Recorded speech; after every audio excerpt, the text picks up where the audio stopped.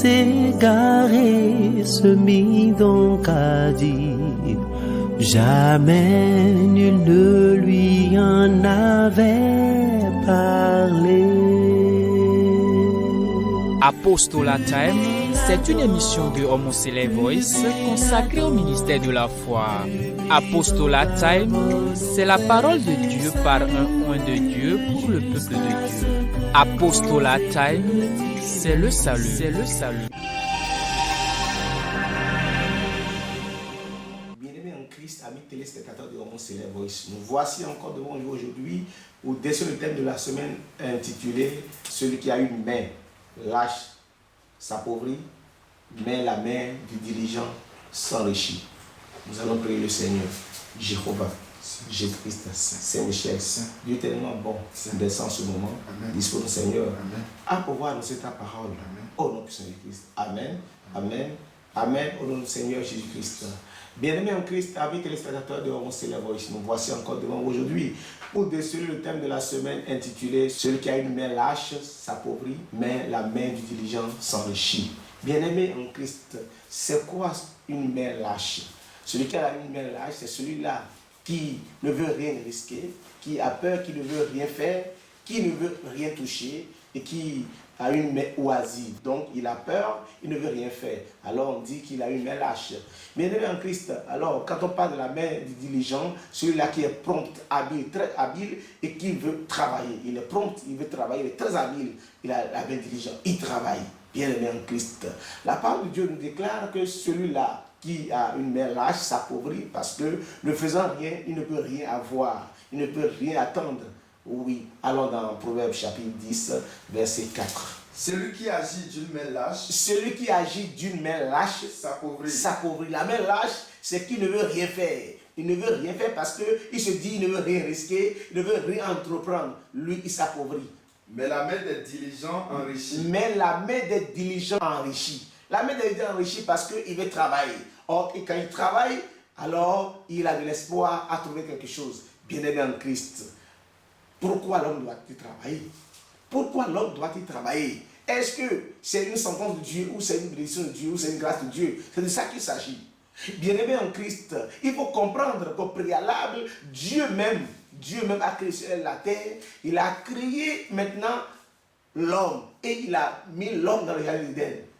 Genèse chapitre 2, verset 15. L'éternel Dieu prit l'homme. L'éternel Dieu prit l'homme. Et le plaça dans le jardin. Et le plaça dans le jardin d'Éden. Pour le cultiver et pour le garder. Alors, c'est Dieu même qui a cultivé le jardin et il garda l'homme là. Alléluia. Dieu a gardé l'homme dans le jardin d'Éden. Cela veut dire que l'homme ne touchait à rien. L'homme n'avait rien à faire. Et qu'est-ce qu'il a dit à l'homme? Il dit à l'homme dans Genèse chapitre 1, verset 28. 29, 29, oui. Dieu les bénit. Dieu les bénit. Et Dieu leur dit. Soyez féconds. Soyez féconds. Multipliez la terre. Donc l'homme n'a qu'à multiplier la terre, oui. Et dominer sur les poissons. Alors l'homme domine sur les poissons de la mer. Sur les oiseaux du ciel. Sur tout animal qui se meut sur la terre. Et Dieu dit. Voici. Je vous donne toute herbe. Portant de la semence. Et qui est à la surface de toute la terre. Et tout arbre ayant en lui du fruit d'arbre. Et portant de la semence. Ce sera votre nourriture. Alléluia. Dieu a tout prévu pour l'homme. Pour que l'homme ne manque de rien. C'est ça le sac que ça dit. L'homme au préalable ne doit rien faire. Dieu a tout prévu pour que rien ne manque à l'homme, à son semblable. Puisqu'il a fait l'homme à sa ressemblance. Alléluia. Il a fait l'homme à sa ressemblance. Il a travaillé pour l'homme. Il a œuvré pour l'homme pour que l'homme ne souffre d'aucun besoin. Alors, bien-aimé en Christ, qu'est-ce qui s'est passé alors?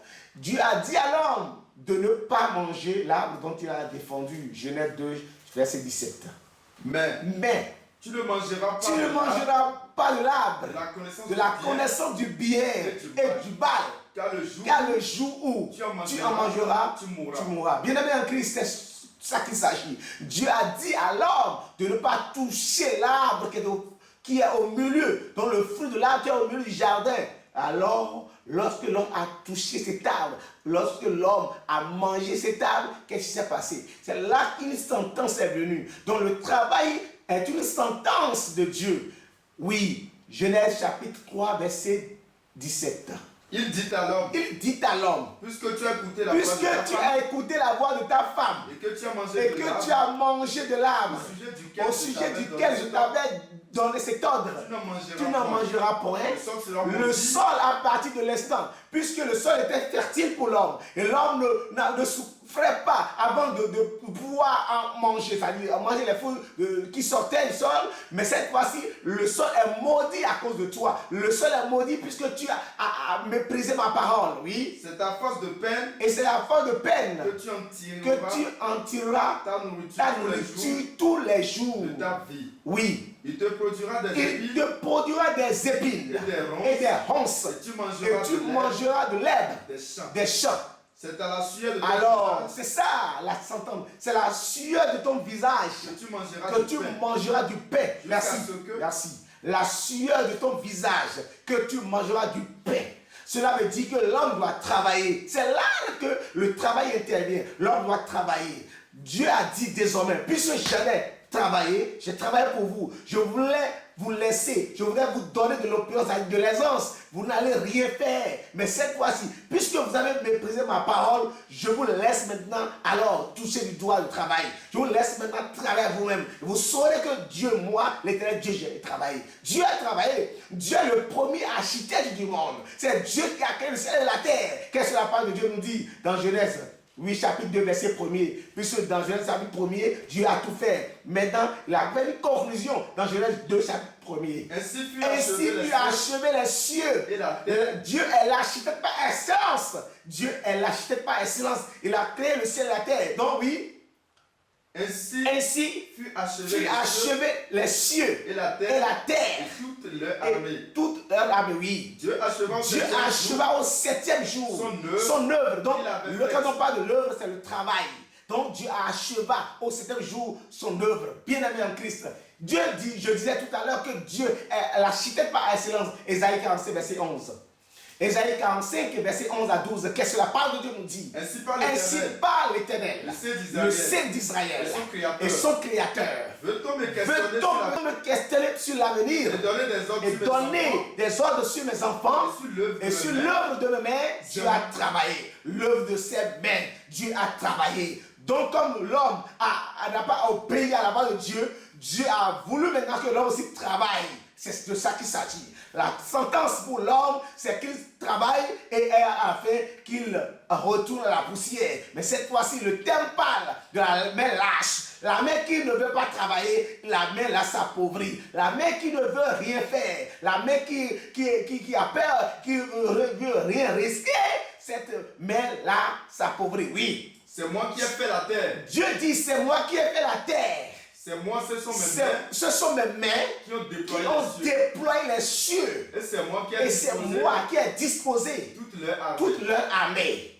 Oui, alors Dieu a travaillé. Dieu est l'architecte par excellence. Et par ailleurs, Dieu est un potier. Je dis bien Dieu est un potier. Jérémie 18, verset 6. Dieu est un potier par excellence. Le potier par excellence, c'est Dieu. Oui, qu'est-ce que la parole de Dieu nous dit? Ne puis-je pas agir envers vous comme ce potier? Agir envers vous comme ce potier. Les maisons d'Israël.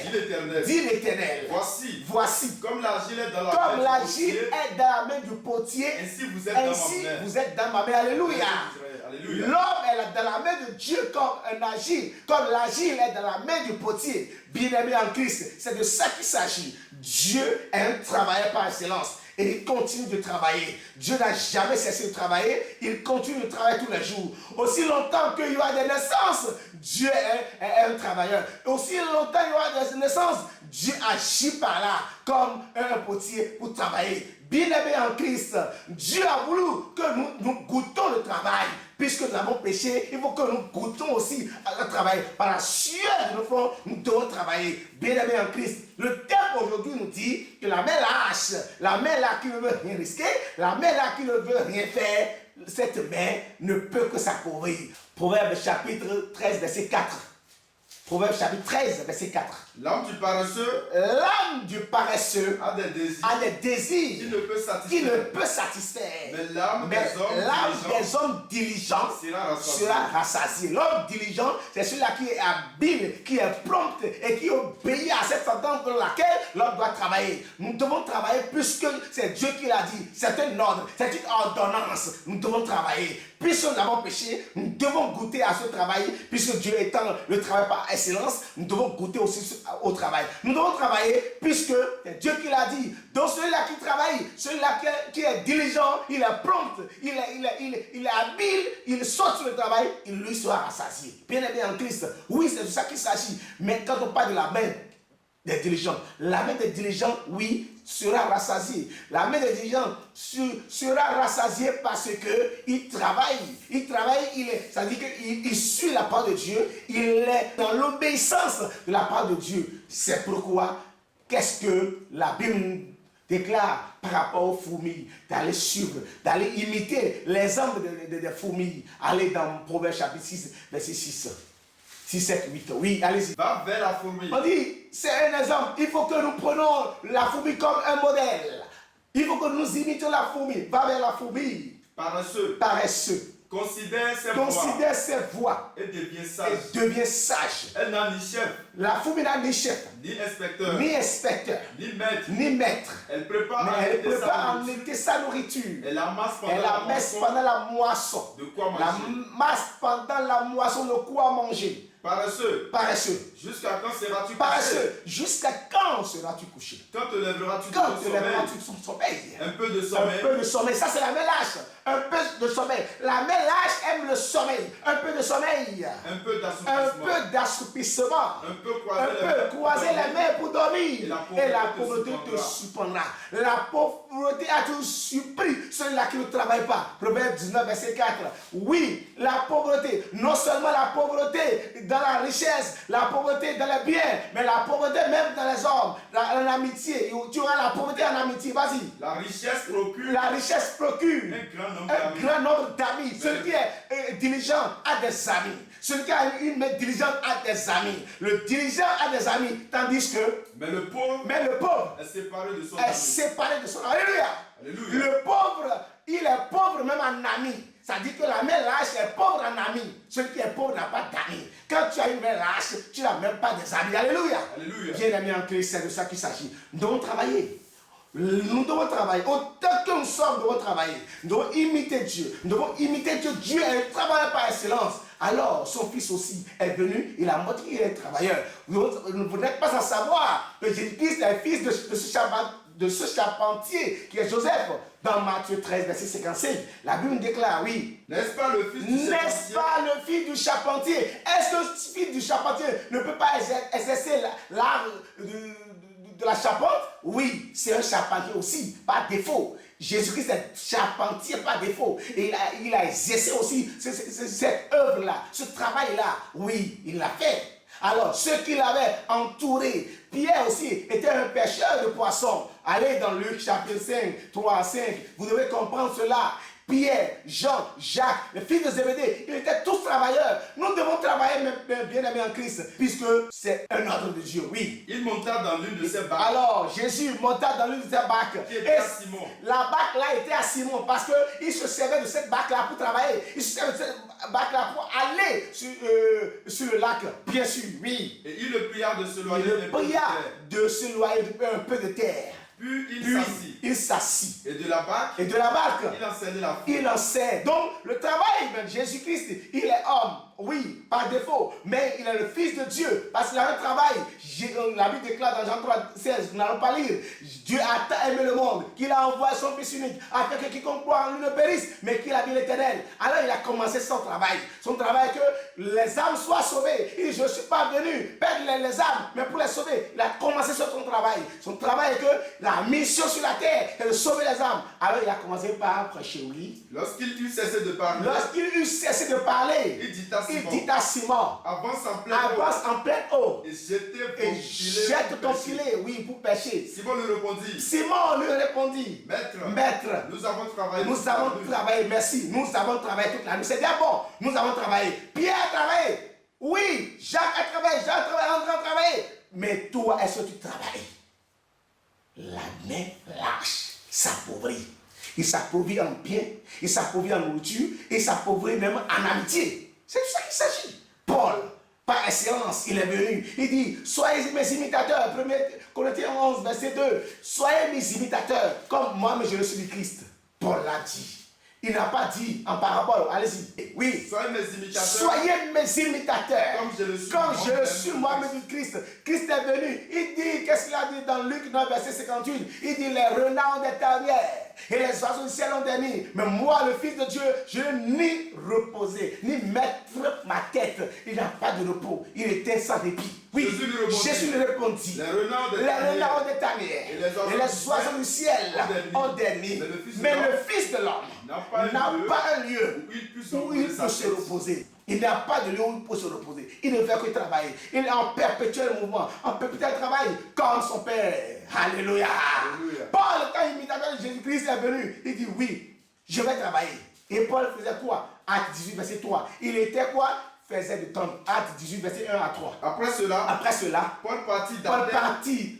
Oui, et se rendit à Corinthe. Il y trouva un juif nommé Aquilas, originaire de Pont. Récemment arrivé d'Italie avec sa femme. Bien sûr, oui. Parce que Claude avait ordonné à tous les juifs de sortir de Rome. Très bien. Il se lia avec eux. Oui, il se lia avec eux. Et comme il avait le même métier. Paul avait le même métier que Aquilas. Il demeura chez eux. Et il travailla. Paul a travaillé, oui. Ils étaient faiseurs de temps. Alléluia. Je te parle, toi aujourd'hui, qui es pasteur et qui ne veut pas travailler. Toi aujourd'hui, qui se dit homme de Dieu, oui, missionnaire de Dieu qui ne veut pas travailler. Et tu te contentes de quoi? Des quêtes. Tu te contentes de dîmes. Tu te contentes de l'argent d'autrui. Non. Aujourd'hui, tu te dis, je suis visionnaire, attitré, prophète de Dieu, sans frontières. Et tu as des quitanciers, tu as des facturés sur toi. Quand quelque chose de bien, tu gères un cabinet de consultation. Tu as un cabinet de quoi? C'est Dieu qui t'a mis pour ce cabinet. La Bible a été claire. Il dit, comme je vous ai donné librement, gratuitement, vous devez aussi donner gratuitement. Vous avez reçu gratuitement et vous donnerez gratuitement. Mais aujourd'hui, qu'est-ce qu'on constate? Maladresse. Parce qu'ayant une main lâche, parce que je suis oisif, alors je me permets de créer un cabinet. Un cabinet, je ne sais pas si c'est un cabinet spirituel, un cabinet venant du ciel, et qui se dit que je suis visionnaire, consultant. Mais ce n'est pas possible. Jésus a travaillé, Paul a travaillé. Mais toi, qui es-tu pour ne pas travailler? Dis-moi. Tu es qui pour ne pas travailler? Et tu te contentes de quoi que ce soit? Alors, qu'est-ce que Paul dit? 2 Thessaloniciens 3, verset 6. Nous vous recommandons, frère. Alors, Paul te recommande, toi aujourd'hui qui m'écoute dans ce moment. Au nom de notre Seigneur Jésus-Christ. Oui. De vous éloigner. De tout frère qui vit dans le désordre et qui crée des cabinets par-ci, par-là, sur l'internet, partout. Et on dit, attends, il y a des savons de chance à 50 000, des savons de combat à 100 000. Mais d'où viens-tu? Je ne comprends pas. Vous savez vous-même comment il faut imiter Paul. Ce n'est pas comme ça. Imiter Paul ne veut pas dire de construire un cabinet en ligne. Vas-y, oui. Car nous n'avons pas vécu parmi vous dans le désordre. Ça, c'est le désordre, ça. C'est ça qui est le désordre. Le fait de dire, oh, je suis missionnaire de Dieu et je me contente du travail de Dieu, c'est faux. Paul, simultanément ou concomitamment à son travail, il était faisant de temps et il travaillait, il était missionnaire de Dieu. C'est ça que je dis. Dieu l'a choisi en tant que missionnaire. Dans Acte 9, verset 15, Dieu t'a missionné comment? Dis-moi, donne-moi le verset dans lequel ton nom est Jésus. Attends, mon frère, je ne comprends pas. Alors tu as dit, j'ai rêvé. Comme l'autre disait, j'ai rêvé et Dieu m'a fait porter. Non, tu as rêvé. Le rêve là, c'est dans ton, c'est dans ton cœur et dans ta tête. Moi, je n'ai pas rêvé avec toi. Mais quand même, on a constaté la mission de Paul dans Acte 9, verset 15. Mais le Seigneur lui dit, va. Qui parle? Le Seigneur va.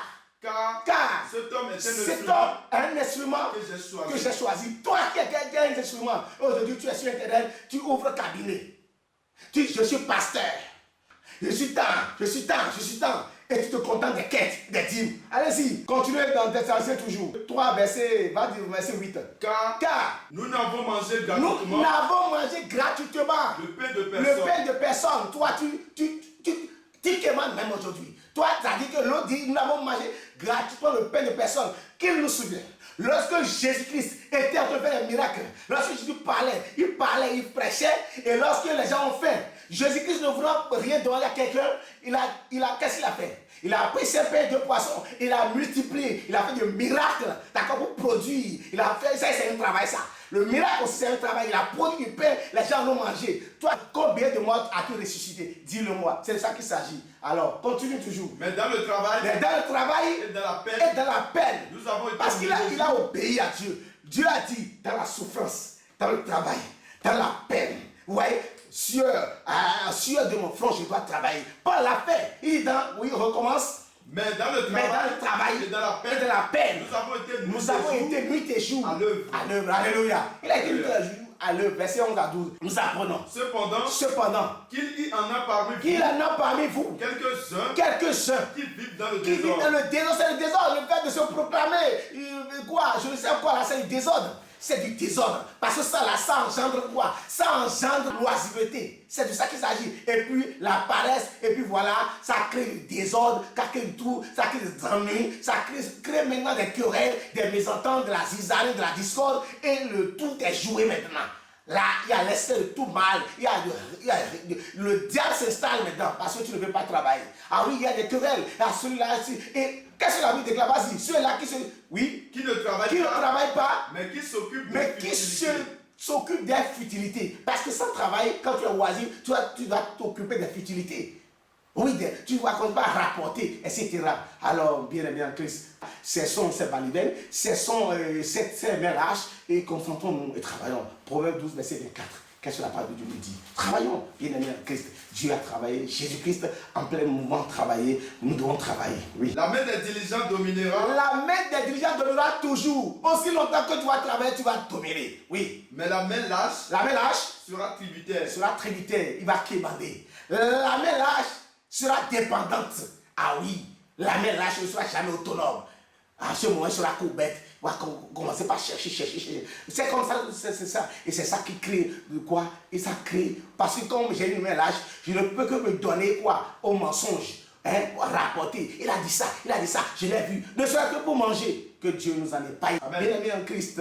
Alors, nous, quand nous prenons cette parole, nous rentrons dans notre église, parce que je suis chrétien céleste. Je parle au monde entier, mais moi, je suis, mon identité, c'est chrétien céleste. Papa au chauffard, c'est quoi? Il est un travailleur attitré. Et c'est lorsqu'il était en plein travail que Dieu l'a missionné. Il partait, il était un commerçant, il faisait les bois d'ébène. Il partait alors pour acheter les bois, Dieu l'a saisi. Mais pourtant, quand il a été missionné, il est rentré, il est en pleine mission, il avait des stations de pétrole qu'il demandait, et des boutiques. C'était un entrepreneur. Mais aujourd'hui, tu entreprends quoi? Tu entreprends l'œuvre spirituelle, c'est ça? Pour dire, je suis de tes cabinets, que Dieu nous en épargne de tout ça là, c'est le désordre. Oublions ça, confions-nous à Dieu, que Dieu nous bénisse. Au nom de Jésus-Christ, Jéhovah, Jésus-Christ, Saint-Michel, Dieu est tellement bon, assis Seigneur.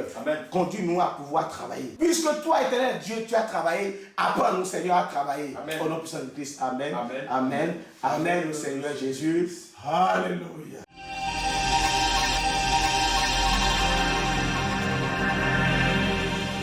Le fils égaré se mit donc à dire, jamais nul ne lui en avait parlé. Apostolat Time, c'est une émission de Homoncele Voice consacrée au ministère de la foi. Apostolat Time, c'est la parole de Dieu par un oint de Dieu pour le peuple de Dieu.